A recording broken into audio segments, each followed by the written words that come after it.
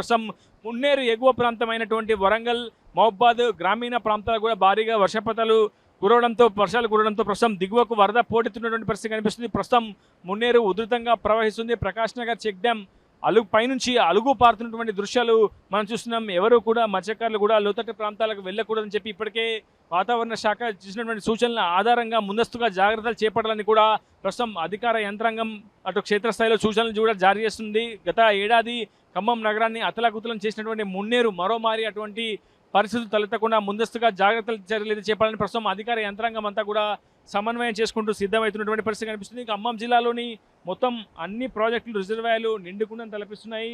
ప్రధానంగా పాలేరు రిజర్వాయర్ మొత్తం నీటి నిల్వ సామర్థ్యం 23 అడుగులు కాగా ప్రస్తుతం నీటి నిల్వ 24 అడుగులకు చేరడంతో అటు స్పిల్వే గేట్ల ద్వారా నీటిని దిగువకు విడుదల చేసినటువంటి పరిస్థితి. వైరా రిజర్వాయర్ 18.3 అడుగులు పూర్తిస్థాయి నీటి నిల్వగా 18.8 అడుగులకు చేరింది. బేతుపల్లి రిజర్వాయర్ 16 అడుగులు కాగా 15 అడుగులకు చేరింది.